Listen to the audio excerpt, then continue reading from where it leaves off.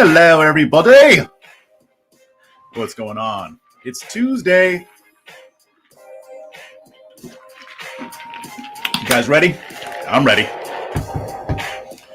Let me know you're live in the chat. This is going to be a fun one. I always say that because it's always fun. All right. I'm going to let some more people get in here. Keep it coming. Come on in. And join the party.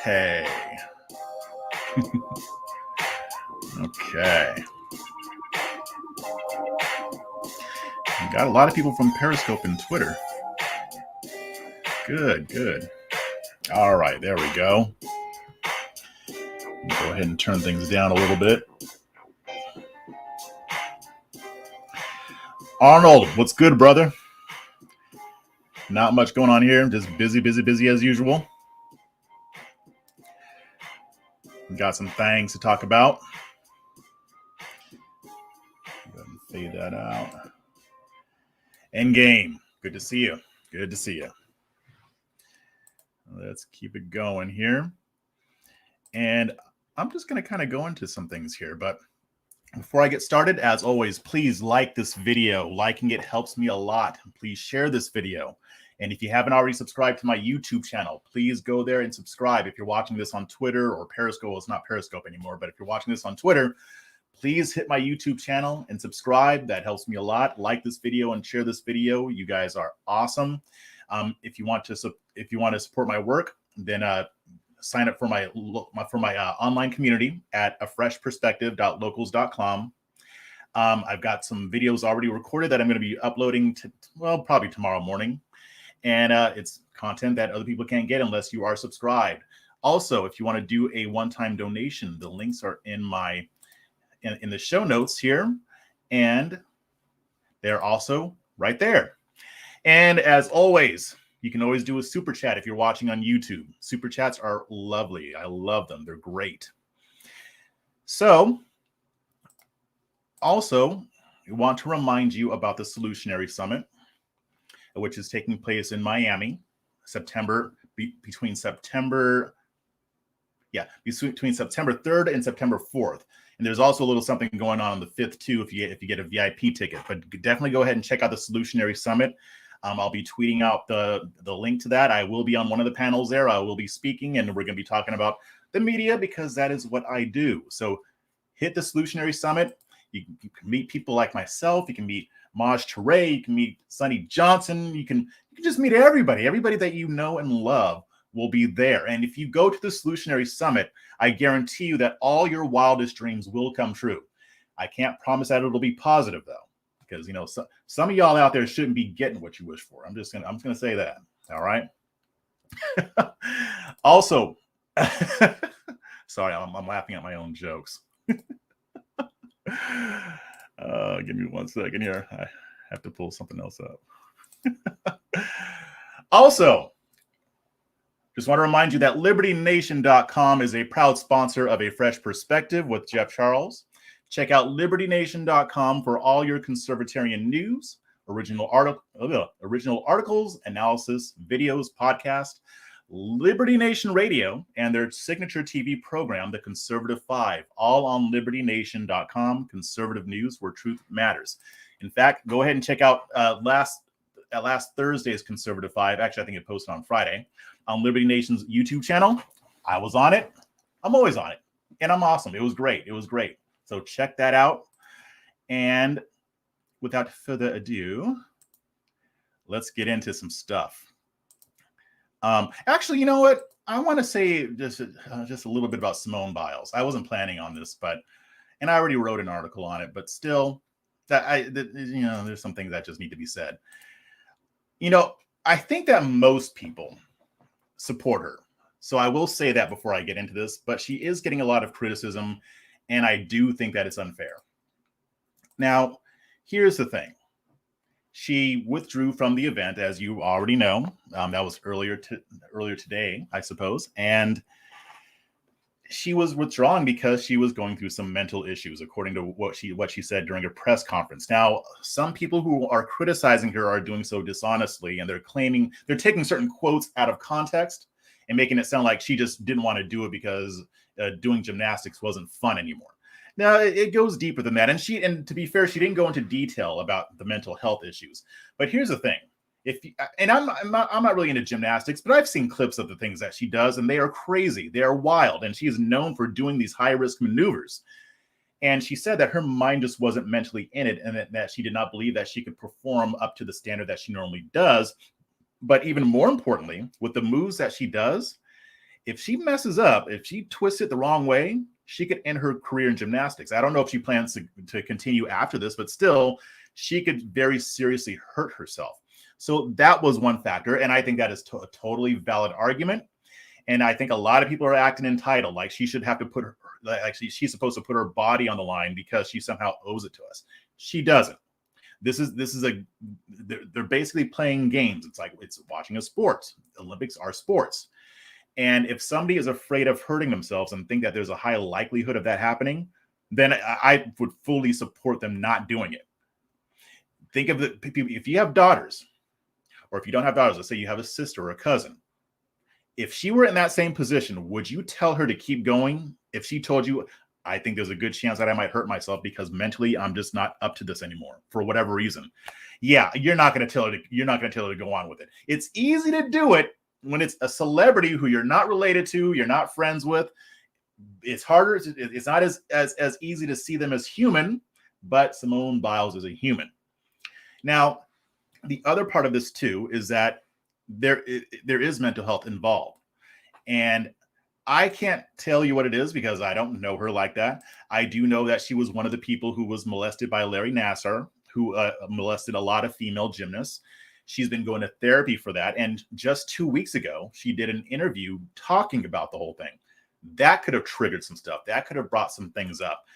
Also, in 2016, I don't know how, well, I guess it have been about 5 years ago, somebody leaked one of her diagnoses, and she's been diagnosed with ADHD. And one of the issues with ADHD is that people who have it tend to struggle with anxiety, depression, and other types of mental issues. Again, I'm not saying that that's what's going on here. I'm just saying, we need to think critically about these things. Like, it's always easy to react in outrage, and we're always so quick to judge. And we know what the word says about that, right? But still, before we judge what somebody's doing, and I don't care what their political beliefs are. I don't think Simone is very political.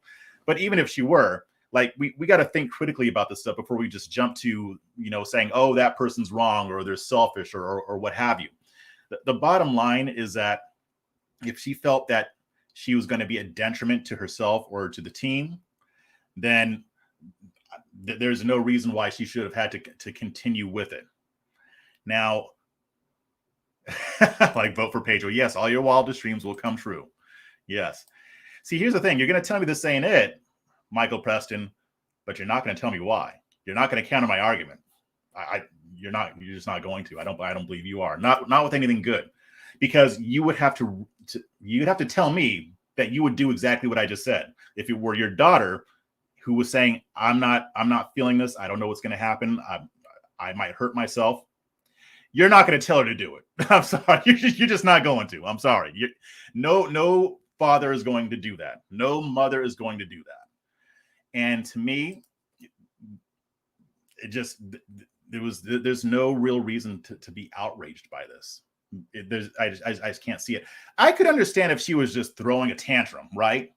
Or if she was kind of like pulling a Serena Williams, what she did a while ago. Let's say like she just stormed off out of the gym. Serena Williams didn't do that. I'm just saying if she threw a tantrum like Serena did, then I would be like, okay, yeah, this hef has got some issues. So then I would understand the outrage. I'd be calling her out too. But that's not what this is. Okay. I misunderstood what you were saying, Michael. My bad. I'm sorry. I meant about the Republican Party. There aren't enough Jeff Charleses or Sonny Johnsons. Too many Larry Elders. Okay, you said that. I didn't. Here's the thing. I don't want Larry Elder to go away. There's some times where I listen to him and I'm like, okay, he made some decent points there. On a lot of things, I probably agree with him when it comes to policy. But I don't want to subtract voices. I just want to add more on. I want more voices like mine and Sonny Johnson and, everybody else. I want us out there more. I'm glad that at CPAC they gave Maj Touré a platform. I think that's made a lot of progress, especially the panel that he did in Orlando. The fact that they let him get up on that stage, knowing that it was going to be some uncomfortable conversations, I think that's progress. So, yeah, so that's all I need to say about Simone Biles. Best wishes to her. I hope that she recovers. She hasn't indicated for sure whether she's going to compete in the individual events. If she's still dealing with what she's dealing with, I hope she doesn't, but that's up to her. And, support her either way. And it's interesting because when I wrote that article, I was expecting to get a lot of comments hating on me about it. That article got over 100 comments, and most of them were agreeing with me. So I'm like, okay, cool. So let me get into this here. Now, I stumbled across a series of articles that made me think, and it's kind of interesting because when it comes to the COVID pandemic and the subsequent lockdown orders and the mask mandates and all the other issues that came up with it, a lot of us focus on the economic impact of the lockdowns, and rightly so.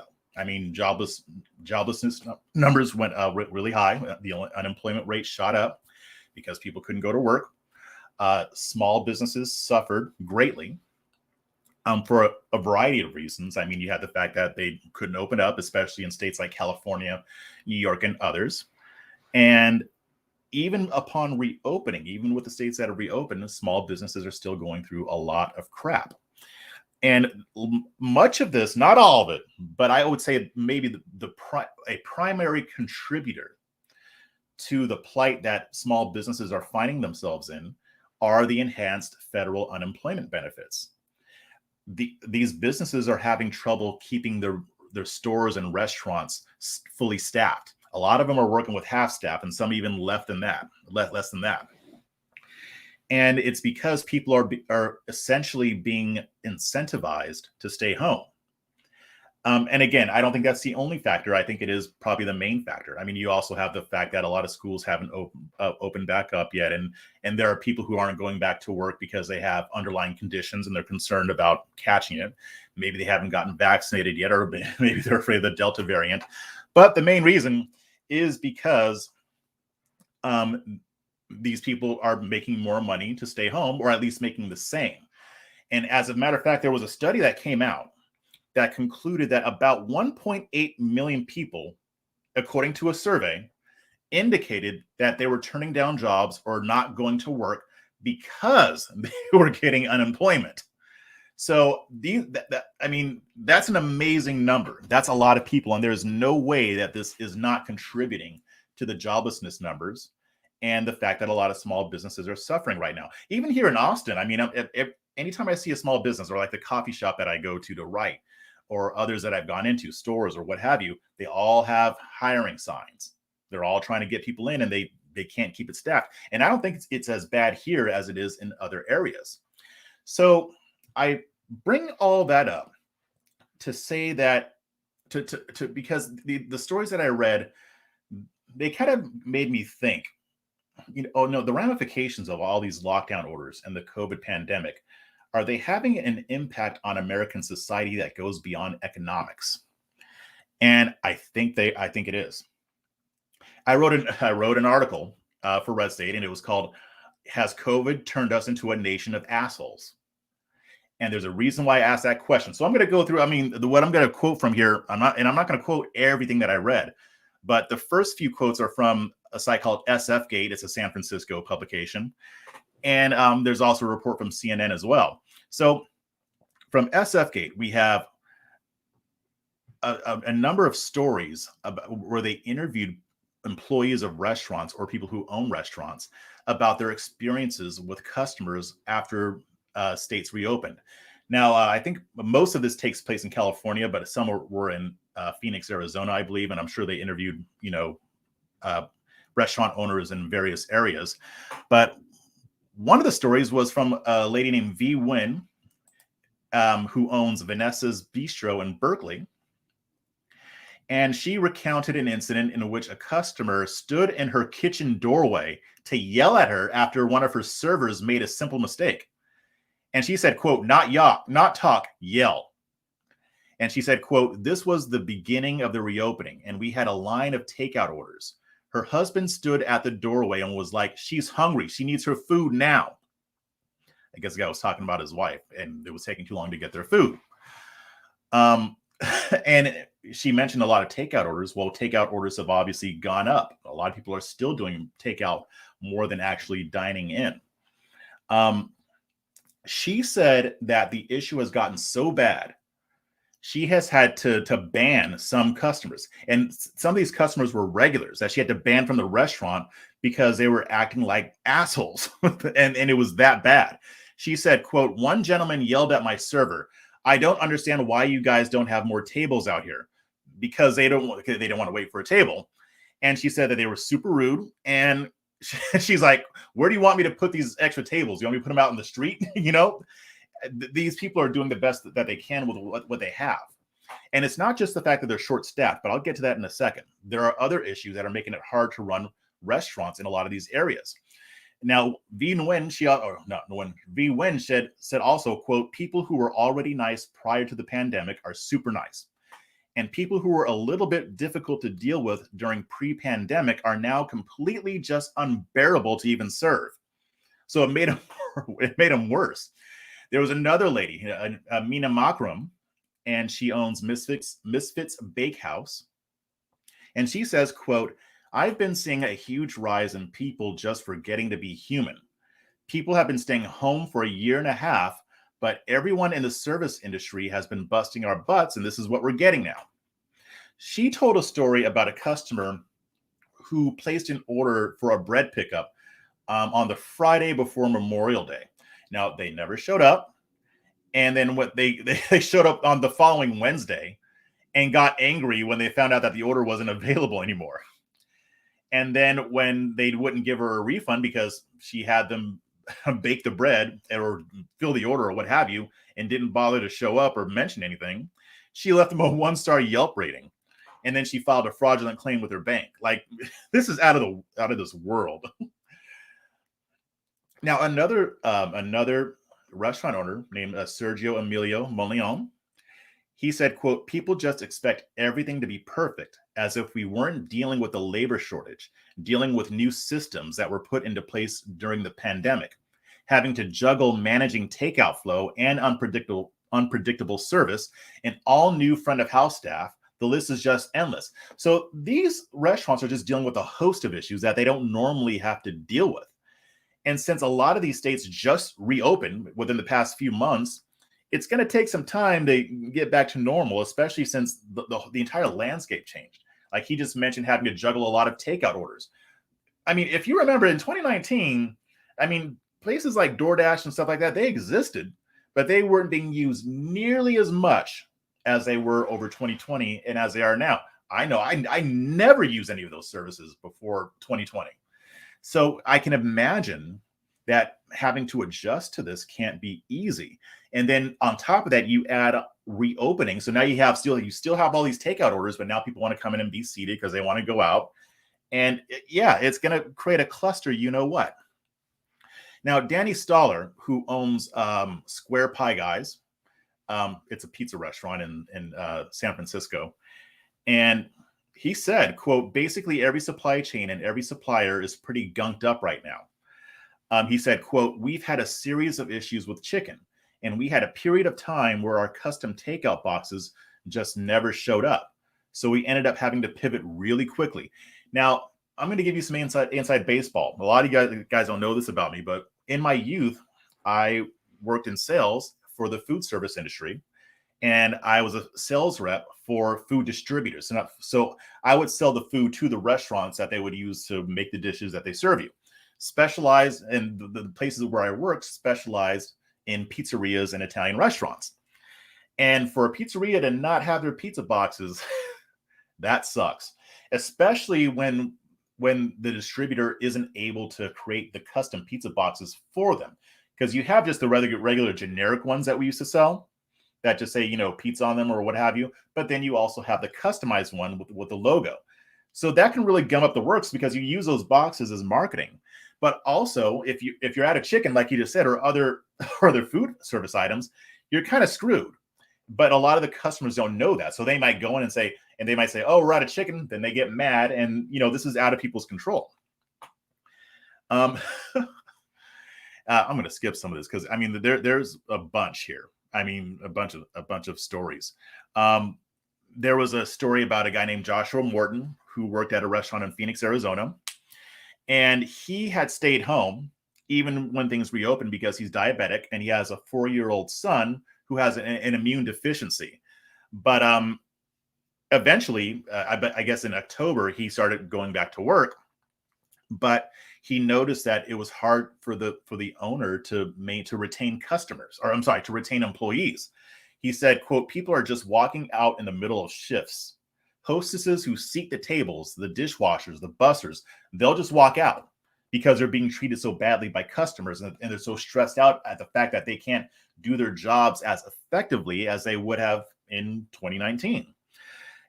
He said that after waiting to be seated, customers are getting to their tables, quote, already angry, already wanting to complain about things. He said a few weeks ago before this report, one employee broke down in tears because a customer was so mean to her. Now, I've also worked in retail and I've worked in other service industries as well. And I've seen coworkers break down and cry because some customers are just horrible people. They just are. And you expect a certain level of that, right?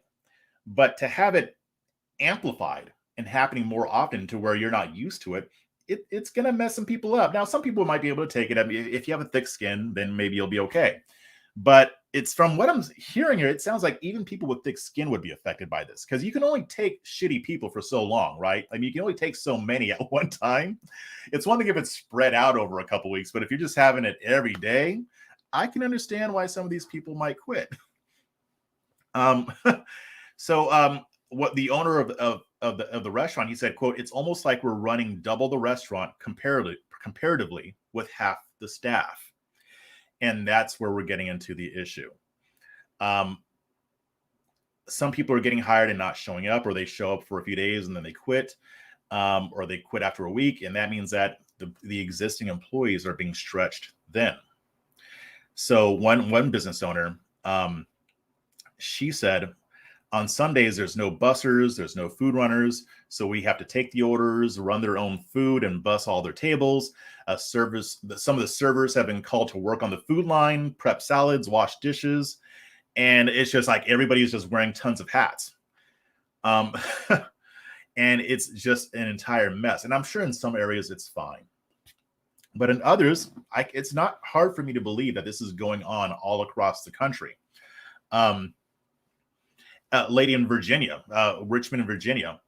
Her name is Kat Combs, and she said that the customers, upon reopening, are generally nice, but some are not so nice. She said, quote, one of our first nights of reopening, some guy came into the bar and yelled at our manager. He said, you need to hire more staff, as if she could just solve the problem right then and there. So that just shows you that there's ignorance here. Like, obviously, this person doesn't keep up with the news. This person does not watch A Fresh Perspective with Jeff Charles, because if they did, they would know that these places are short-staffed because of the unemployment benefits. Then they would call their congressmen and they would call their state representatives and say, hey, you need to get rid of these federal unemployment benefits because I can't get my meals served on time. So that's why everybody should watch A Fresh Perspective with Jeff Charles. Spread the word. You could be saving these people from having to endure all these horrible customers by getting them to listen to me, and then I can let them know what's going on. I can give them the rundown. Now, this lady did say that she explains what's going on, and most people are understanding, but others just don't give a crap what she has to say. It's horrible. So all this to say, the reason I went through this whole thing is because what kind of impact have these lockdown orders had on American society? It's not just economic. It's affecting the way we treat each other. I mean, we've seen the situations where people are getting into fistfights over masks, over mask mandates. You probably saw that video footage of that breast cancer clinic where people were protesting the clinic because they were requiring their patients to wear masks in a breast cancer clinic.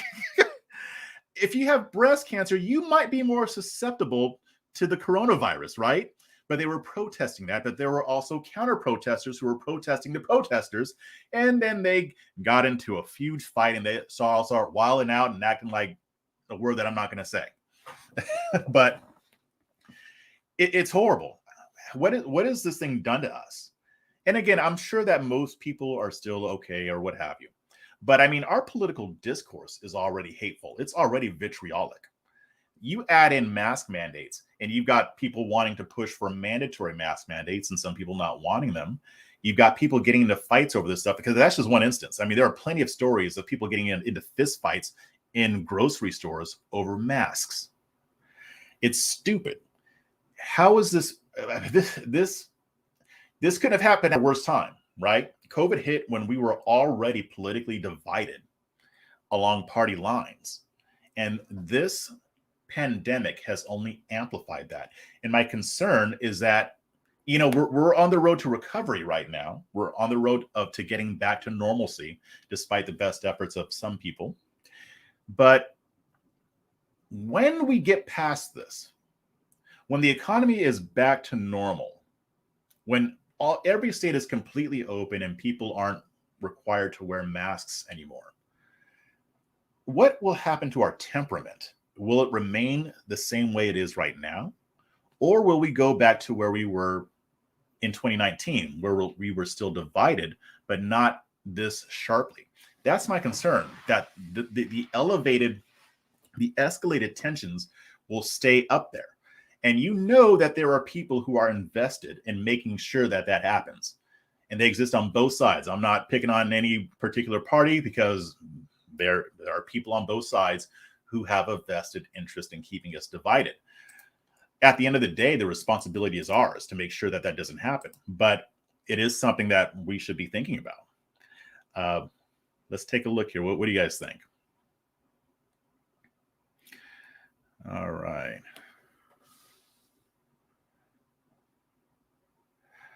Whatever happened to proving that you were seeking a job? That's a great question. So what's happening is people are seeking a job. They will apply and they won't accept the job.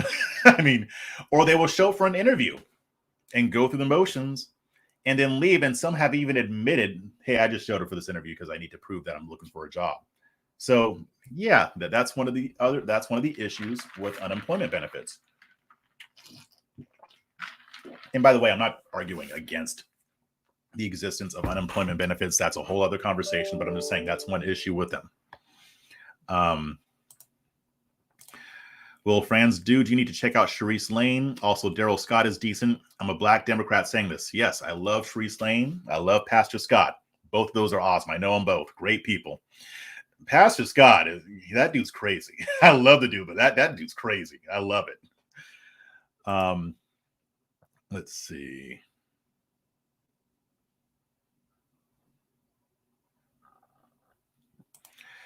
What are some good conservative daily podcasts other than this one? Thank you. Ben Shapiro's okay, but pretty bad on racial issues. Ben's gotten better at racial issues, believe it or not. But yeah, he's still. The thing is, I mean, Ben Shapiro needs to talk to some Black people, and not just the Black conservative Black people. Talk to them. But he needs to talk to a wider variety of Black people and hang out, have some coffee or whatever. He just needs to learn. I mean, Andrew Klavan too. I love Andrew Klavan, but same thing. As far as other podcasts, I don't know. I haven't been listening to political podcasts as often lately. I do like Coffee with Scott Adams. He always has a very unique perspective. Don't agree with him all the time, but the guy is very smart. I just started recently listening to Glenn Lowry, John McWhorter, although John McWhorter is not a conservative, but he's still interesting. I listen to a lot of libertarian podcasts, believe it or not.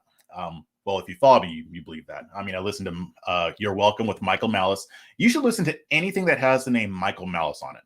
not just his show, but he's one of the only people who I will go onto my podcast app and type his name in just to see what interviews he's participated in lately, so I can hear him, because he always has a very on-point perspective. He's an anarchist, so I mean, he's not invested in the political system, but he likes to comment on it. Michael Malice is great. Listen to him. Dave Smith, his podcast is called Part of the Problem. I like to, it's not a podcast, but a YouTube channel. I like watching Amazing Lucas. I like Eric July. He's another libertarian. His name, I'm blanking on his name. Tom Woods. Great podcast. Another libertarian. I think most of the political podcasts that I listen to are libertarian, but it's just the way it kind of worked out. And also there's one that isn't really political, but it's very entertaining. Behind the Bastards. That's a great podcast. It's basically a podcast about all the evil people who have existed throughout history. But yeah, those are some good ones to start with. And, if anybody else wants to suggest, then go ahead. Let's see. Love your content. This channel needs to reach 100K. Thank you. I appreciate it. Well, if you share and you like, that'll help me. Let's see. Ty Wheeler, who's Jeff Charles? That's a great question. I don't know. Sounds like a horrible person, though, so I don't think I'd want to know him. I think that the discourse is making human interaction worse. Yeah, I think that it is. I think it's trickling down. I think people are just more confrontational, especially online, when you can be behind a keyboard. I mean, people are just... And it's not always as bad as we make it sound, because in general, people get along, but we're just seeing more of an upsurge in this kind of behavior. And it's disturbing, because you don't want it to metastasize and become a societal trend and have more people participating in that behavior. So I'm going to go ahead and go on to the next subject. But before I do that, don't forget to head on over to libertynation.com. Again, a proud sponsor of A Fresh Perspective with Jeff Charles.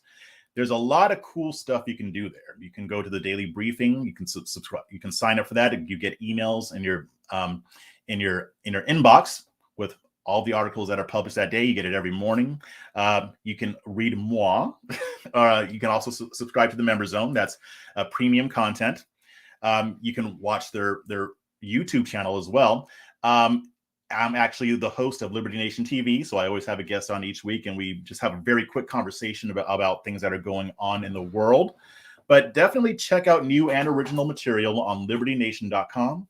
Conservative news, where truth matters.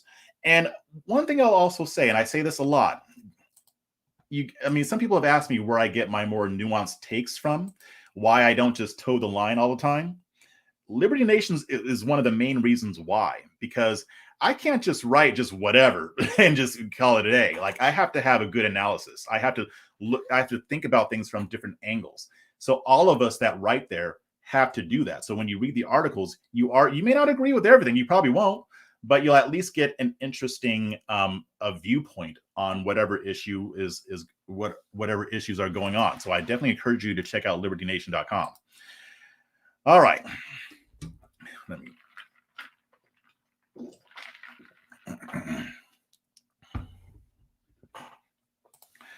Terrence Manuel, Sam Slade. So no critique of Black people is allowed at all. I have found that anyone who is critical of any of our behaviors is said to be bashing Black people. That ain't accurate. The people who get bashed for it base their entire platforms on bashing Black people. It's not just somebody who makes a criticism. And the problem is that a lot of people who make those criticisms, they don't care about Black people. They just are trying to get those clicks. They don't offer solutions. They don't talk about how things could be better. They're not invested. A lot of them don't even talk to Black people. Uncle Hotep, he criticizes Black people all the time.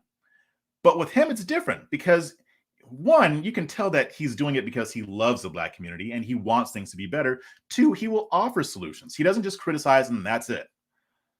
So there is a difference. And you know what? Maybe I'll do an entire episode of my critiques of the Black community. I don't think you'll like them all, honestly, because they're not the normal conservative critiques. Mine sound a little bit more Malcolm X than you might like. If you listen to the ballot or the Blitz speech, talking about how Black people need to spend money in our own communities, support Black-owned businesses. Yeah, y'all aren't ready for that. Now, some of you are. I mean, I've had a lot of white conservatives say, yeah, I agree with that. But some of you would just be like, no, why are you Black? Just be American. That ain't my critique. But I digress, in the words of Lainey McAllister. Okay, yeah, I know, Candace and Badam Tier Strips. Yeah, you get me. And I will say, to be fair, there are people out there, if you say anything negative about what Black people are doing, they'll call you a coon or a sellout or what have you. I grant you that. I mean, there are those people out there on the left that do that. And frankly, I don't deal with those people. Like, I deal with people on the left or I'll just say Black Democrats, because a lot of those people are conservative. I deal with the ones who are actually sensible and actually looking for solutions. The ones who just want to push Marxism or just say that you can't ever criticize Black people, I don't have time for that. That's a waste. Those people are mindless. They don't think. Anyway. You guys are getting funny in the chat there. All right, let's see. So let's talk about wokeism. Recent developments have suggested that at least some Democrats are realizing that this whole push for a lot of woke policies and woke initiatives might not be a great idea. Now, we saw some of that shortly after President Biden took office. There were moderate Democrats who were participating in a conference call with the far-out radical socialist wing of the party. And the moderates were pretty pissed off because they were saying things like, defund the police is making life hard for a lot of us. A lot of these moderates represent districts that don't want to defund the police. Wow, what a shocker. But now it seems that there are more examples of these people starting to wake up, or maybe not so much waking up. Maybe they already knew that wokeism was a bad idea, but they just didn't want to speak out. And I'll talk about that in a second, actually. But Axios wrote a piece noting that a bunch of high-profile leftists are, quote, ringing the alarm that their party sounds and acts too judgmental, too sensitive, too woke to large swaths of America. I'm going to say that again. Axios noted that there are a lot of high-profile leftists who are, quote, ringing the alarm that their party sounds and acts too judgmental, too sensitive, too woke to large swaths of America. I don't know how you could be more accurate than that. The outlet also reported that top Democrats are seeing the problem with the laser-like focus on wokeism, and they are trying to take some steps to pull the party back from the brink. Might be too late, but they're trying. Now, they point to Eric Adams, actually, as one of the examples of why wokeism is a bad idea. Eric Adams ran for mayor, and he won the primary, and he'll probably win the race. But either way, he won the Democratic primary by focusing on, wait for it, law and order. Now, what does that sound like? Are you sure this guy isn't a Trump supporter? No, he focused on law and order. He said that he wanted the crime rate's an issue, and we need to take care of that. He wasn't embracing all this woke crap. He wasn't saying we need to have fewer police officers on the street. Now, Kevin Drum, he is a progressive journalist. So, by the way, Kevin Drum probably agrees with a lot of this woke stuff. But he is recognizing that it's a bad idea to push this as the issue because America just doesn't want it. He said that the hard left's focus on, quote, white academic theories of racism and the emphasis on wokeism is pushing away even minority voters. Again, he said, quote, white academic theories of racism. You know how we say that white progressives ruin everything? Here's a white progressive who's admitting it. So he wrote, quote, recently, white academic theories of racism and probably the whole woke movement in general have turned off many moderate Black and Hispanic voters. Ditto for liberal dismissal of crime and safety issues. Hispanics in particular moved in Trump's direction despite or maybe because of his position on immigration and the wall. Now, the left doesn't want to admit this. They are engaging in all kinds of mental gymnastics to explain why more Blacks and more Hispanics went for Trump. and why so many aren't supporting these far left progressive candidates. The truth of the matter is that white liberals are more leftist than Black and Hispanic liberals. And I use the word liberal kind of hesitantly because, like I said, a lot of Black people who vote Democrat are conservatives, and a lot are what you would consider moderates. That's what that Pew Research had a poll last year that demonstrated that. It's only about 20 to 25% of Black people that actually identify as liberal. And I would suspect that the numbers would be similar for Hispanic voters. The truth is that the Democrats are moving further to the left. As a matter of fact, Kevin Drum actually said that in his article. He did a whole study on it. And the Republican Party has moved to the right, but not as much. Not as much as the left has moved further to the left. And it's having an impact. A lot of these people just aren't showing up to vote for the Democrats anymore. Or if it is, they're supporting a guy like Joe Biden. There's a reason why he won that primary. There's a reason why Elizabeth Warren didn't stand a chance. There's a reason why nobody wanted Kamala Harris other than that laugh. There's a reason why nobody wanted Bernie Sanders. They wanted Biden. And guess who really supported Biden? Black people. They supported Biden more than Cory Booker and more than Kamala Harris. So that tells you where Black people's loyalties lie as far as ideology goes.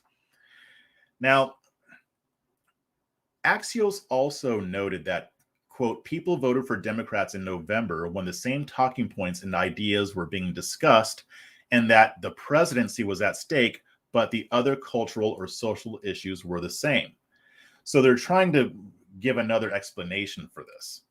Like in the 2020 election, well, they were still pushing to fund the police and what have you, and Biden still won. But what they're missing is that the Democrats took significant losses in the House. They took significant losses at the state level. And they didn't even, and then they may have gotten the Senate, but that's not a very significant lead, as you can see, which is why they're not able to push their agenda through because they have such a slim lead.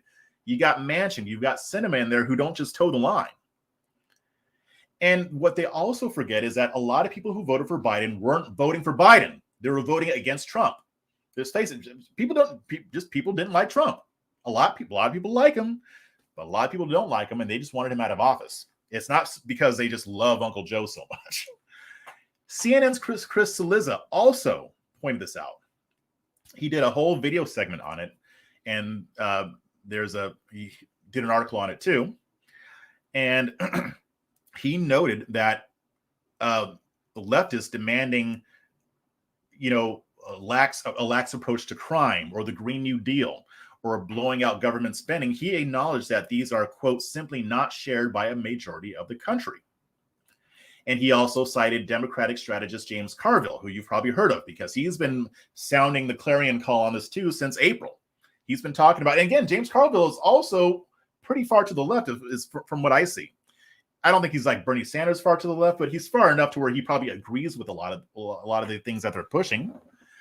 And he said, he was doing an interview with Vox with a V. And he said, quote, wokeness is a problem and everyone knows it. And he also said that behind closed doors, Democratic officials are telling him that they recognize how dangerous this is, but they don't want to say it out loud because they might be seen as intolerant and they might get canceled. Now, Cillizza also referred to a series of polls showing that American voters are not on board with the woke agenda. So he talked about a poll that was taken during the 2018 midterm elections, and that found that 52% of Americans were, quote, against the country becoming more politically correct and upset that there are too many things people can't say anymore. Only 36%, a little over a third of the entire country, believes that the United States should become more politically correct. This means that both Republicans and Democrats are not too crazy about political correctness, at least not the brand of it that the far left is pushing, where you basically can't say anything. I mean, you had, Robin DiAngelo, the white fragility author, and, Suprema white guilt grifter. She came out recently, or this wasn't recent, the news came out recently, but she said this in April on a YouTube interview. She wants to cancel Family Guy, The Simpsons, South Park, because they're racist, and they're an excuse for white people to engage in racist behavior and get away with it. Like that's how crazy these people want us to get. Now, I'm going to skip some of this, but it doesn't take a rocket scientist to see that things like, defunding the police and critical race theory in classrooms are designed to fail. Nobody buys the whole all cops are bastards narrative. Now, there are a lot of people who want police reform. I'm one of them. But most people don't want fewer police in their neighborhoods, especially Black Americans. As a matter of fact, when they pulled when they pulled all Americans, well, they didn't, ask every American. You know what I mean? Among all Americans, only 18% of all Americans actually want to defund law enforcement agencies. 81% of Black Americans want the same level of police activity or more in their neighborhoods. So nobody's on board with this. Now, some might be on board with the idea that maybe we defund the police, and that means,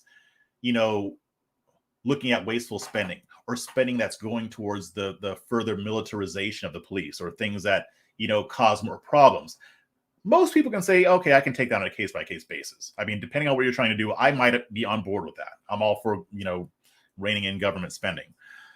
But nobody wants fewer police. So Democrats are being very tone deaf on that, and also on critical race theory. And like I've said many times, I get that teachers aren't sitting down and teaching the actual critical race theory. What I prefer to use a tone like wokeism or woke theology. That's usually what I caught it, because a lot of this stuff isn't critical race theory, and some of it is using elements of critical race theory, and some of it is misusing critical race theory. It's more complex than it sounds. But either way, there are a lot of issues with critical race theory in general. I've been reading about it, and there's some things that I really don't like. But either way, nobody wants this in the classroom. Nobody wants labels of oppressor and oppressed on their students or on their children. And yet the Democrats are still either defending it or pretending it's not happening. And by now, there have been way too many news stories showing that this stuff is happening. And there's just no way to deny it anymore. I'm actually working on a story like this. Stay tuned. But anyway, yeah, there's no way to deny that there are some teachers teaching this. Not all. I don't think most teachers are teaching this at all. But they're straight out saying they're teaching critical race theory or elements of it. And yet Democrats are either denying it or defending it, instead of just saying, you know what, this stuff isn't right. We need to figure out a better way to teach history. We get that the way it's being taught now is flawed. Let's figure out a better way. No, they're just going all gung-ho on this and trying to lie to the American public about it. Nobody's buying it. The Harvard-Harris poll showed that 61% of Americans are very much opposed to having this stuff taught in the classrooms. So this stuff is not working. The Democrats have become the party of stupid. They're embracing a lot of policy that is very unpopular. I mean, I can go on and on and on. I mean, we can talk about the migrant crisis and Biden's gun agenda. Nobody wants this stuff. And Democrats are realizing that. But here's the thing, though. I mean, we're 6 months in to Biden's presidency and into Democratic control of Congress. They have like a year and a half before the midterms, but honestly, I think it's already too late. It's already too late for them to turn it around. I mean, they would have to basically abandon a lot of the stuff that AOC wants, and they're trying to appease people like her because they know that she's going to whine about it. It's a bad idea. They should just be like, if I were the Democrats, I'd be like, yeah, sorry, AOC, we're not doing any of that BS. We're not touching it. If you even mention it, we're going to come out in full force and repudiate everything that you said, because the American people don't want it. Nobody likes you, or no, they all think you're cute, but nobody likes what you got to say. So yeah, we're going to turn this around. They're not going to do that though, because they're just not going to do it. They're not. The Democrats aren't being very smart right now. So even if they tried, I think it's too late. I think that the Republicans are going to win back both chambers of Congress in 2022. Unless they, like I always say, here's a caveat, unless the Republicans manage to do something that's even dumber than what the Democrats are doing. And while the Republican Party is the party of the stupid, they're not that stupid. So we'll see how this goes. What do you guys think of this whole thing? Let's see.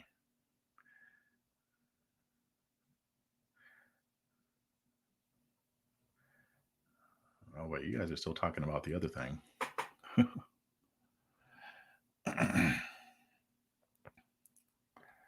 Will France. David French is pretty good on race. I think you would like the Dispatch. His site has Stephen Hayes, etc. Yeah, I mean, there are a lot of things that I disagree with David French on. The whole TDS thing is kind of tragic, but I read that op-ed he wrote about structural racism and the church and the role of America in fixing it. I agreed with a lot of it. I actually plan on writing something, a response to it, but I don't think he's wrong in a lot of what he was saying. I wish more influencers on the right would wake up. And I think that's starting to happen, but I wish that we had more of it, because then we can actually engage in the conversation on race instead of trying to avoid it. Let's see. Arnold is starting to bite them where the sun don't shine. Yeah, it is. The wokeness is. The wokeness pit bull is biting them where the sun don't shine. Brown Mama, this is interesting. I saw a Pew Research poll that showed that 49% of white Democrats were upset that the nominee of their party was a white guy, but only 28% of Black Democrats and 30% of Hispanic Democrats felt the same. Yeah, I mean, a lot of times these white progressives will get more offended than we do. And I'm talking about Black people even among Democrats. Or they'll at least, pretend that they're more offended. But it's just, again, it's that other type of racism. It's like what Malcolm X says.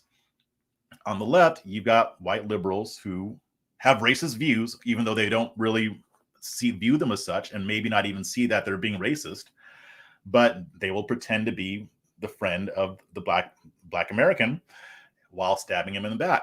Defund the police is a prime example of that. It's a prime example. Now, I will put on my tinfoil hat for a second. Rank and file progressives who agree with defund the police don't know what the hell they're talking about. They're ignorant. I don't give them a pass, but I'll cut them a tiny bit of slack. The people who are pushing it, the white progressives who are pushing it, and even the Black Marxists who are pushing it, they know what that's going to do. They know that that's going to cause a lot more damage to the Black community than help. And they don't care, because what do they want? They want power. That's it. Let's see. All right, I'm going to answer this question really quick. But Terrence, you're going to want to watch some of my other videos on this subject.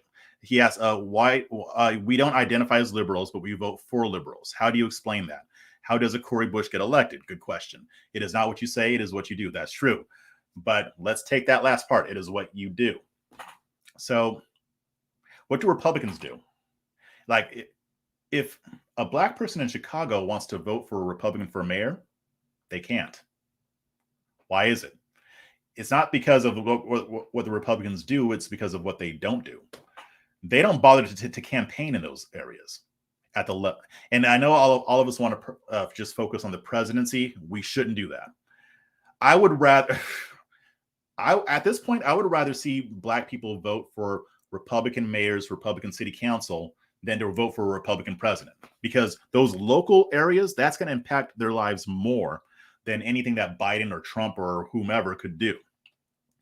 But to answer the question, Republicans don't run candidates in those areas, and the ones who decide to run on their own, they don't get any support from the local Republican Party.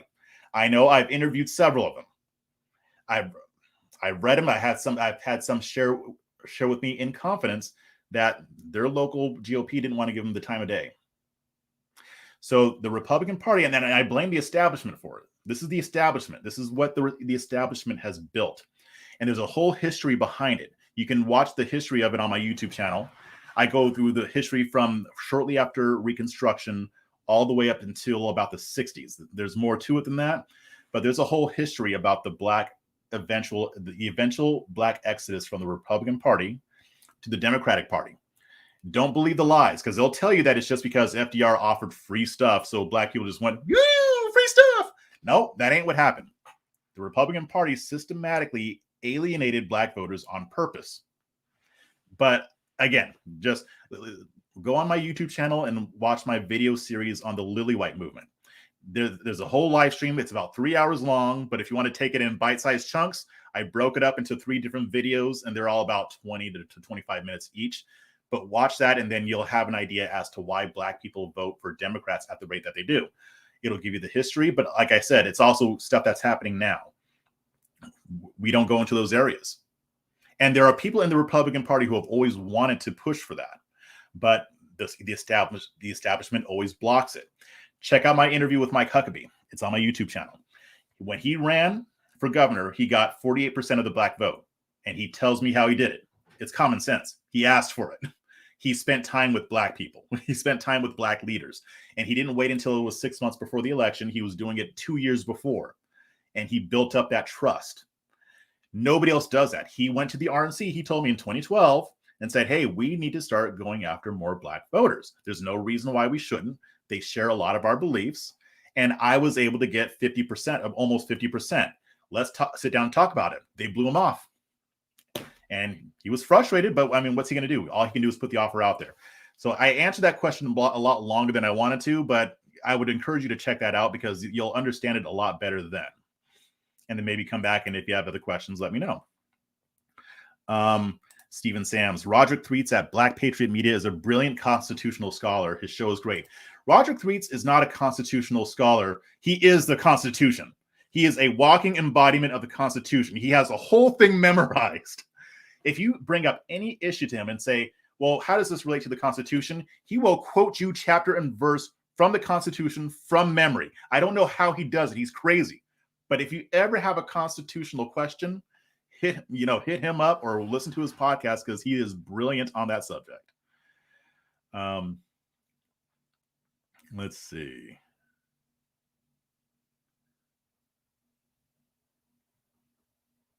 This is interesting. Too many people still hoodwinked by Ibram X. Kendi. He tried charging my local school district $2,000 for a keynote speaking position on Zoom. Oh my gosh. Did they go for it? Did they actually pay him? Oh, you say they tried charging him, so maybe they didn't. It's grifting season. What can I tell you? Have yourself a merry little Griftmas. All right. You got me singing over here. Do you think Black Californians should vote Larry Elder for governor over Gavin Newsom? Yes, I do, but they won't. And I think you already know why. All right, last thing here. I'm almost out of time. Where did the time go? I feel like this just started.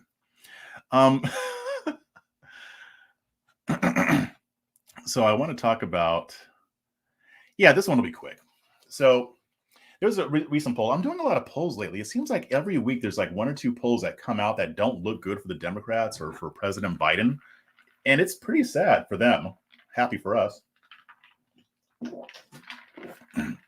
But there was yet another poll that came out. Things are looking kind of bleak for the president and, the rest of the Democrats in Congress.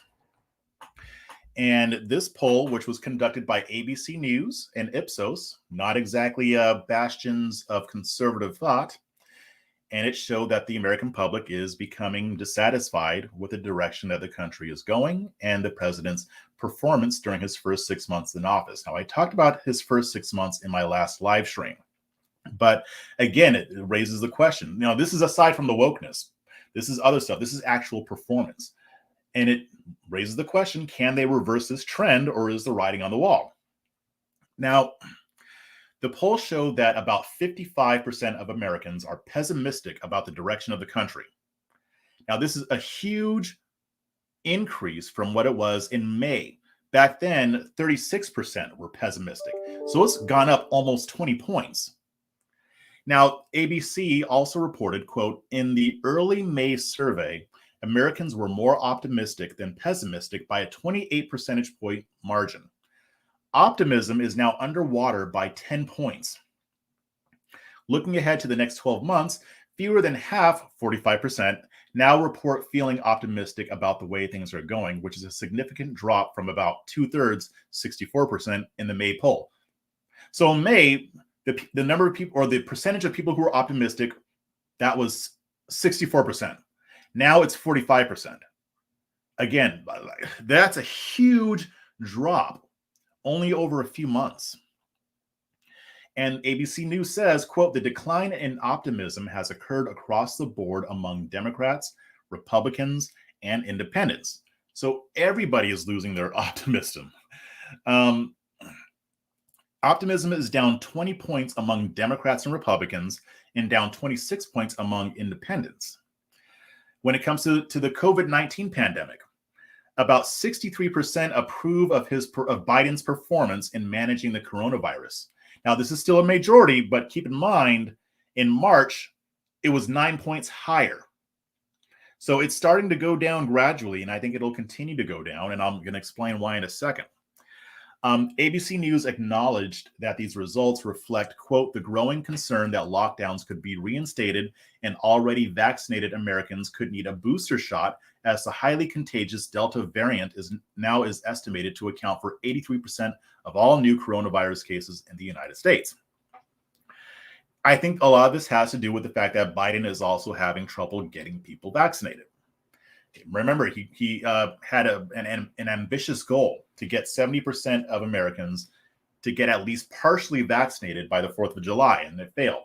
I think as it stands now, I think it's like 56% of the American population has been inoculated. And the bad news is that this is probably where it's going to stay. It's probably not going to get much better than this. There was another poll that was released showing that the vast majority of people who are not vaccinated have no plans to take the jab. I can't remember what the numbers are. I want to say like 70% or something like that.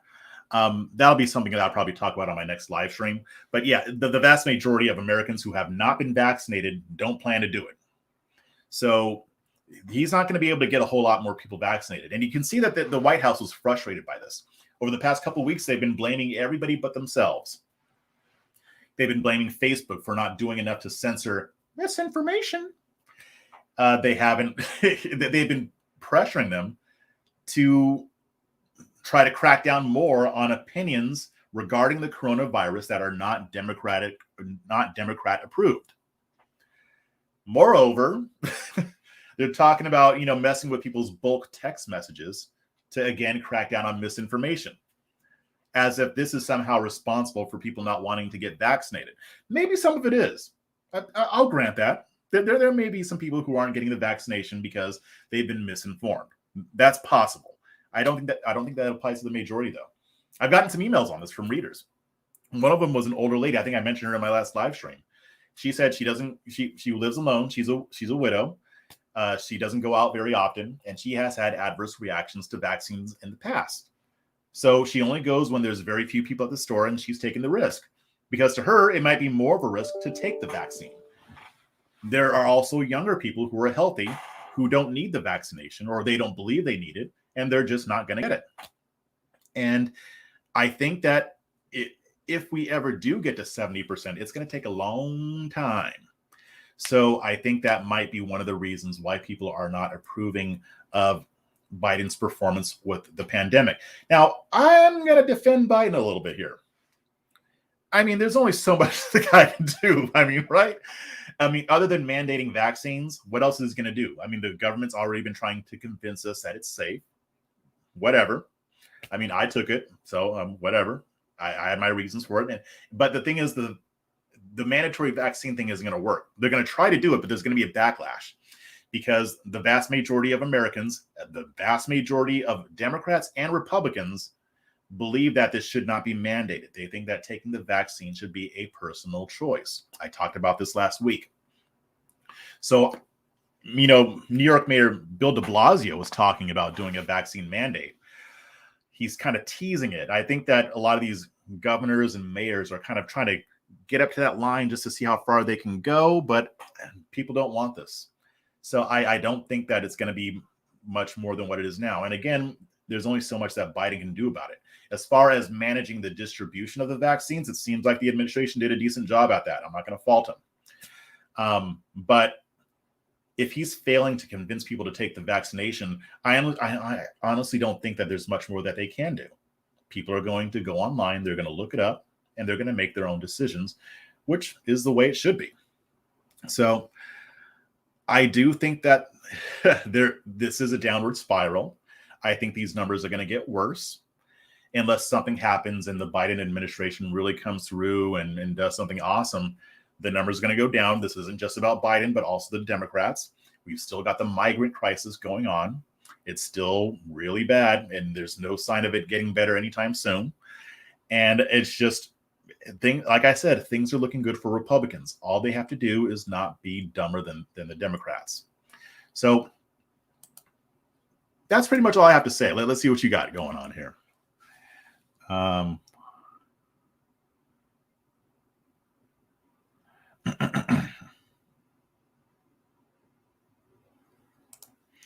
Today's proceedings are obviously a step towards something much larger. In fact, Nikki Fried was bragging about revoking some gun permits. What sadist decrees do you think are coming down the pike? I think that they're going to try. I think some of these Democrats are going to try vaccine mandates. I'm not sure if it's going to work, but the Biden administration has already indicated that they would support local efforts to have local mandates. I'm not sure if that'll, again, I think people will push back on that. I know that some Democrats were talking about guns, but I haven't dug into it enough. Let's see what else we got.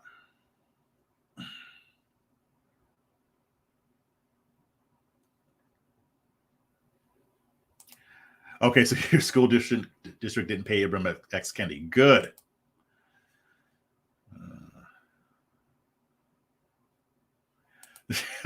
Not being dumber than the Democrats is a tall order. maybe, but I don't know. I don't know if they can get dumber than, defund the police or the Green New Deal or the other stuff. Daniel Durham, let's be honest. If Trump was president, we would not have as many people vaccinated as we do now. You might be right about that. That's a good point. That's an interesting point. You might be right about that. I don't know that a Trump administration would have pushed as hard.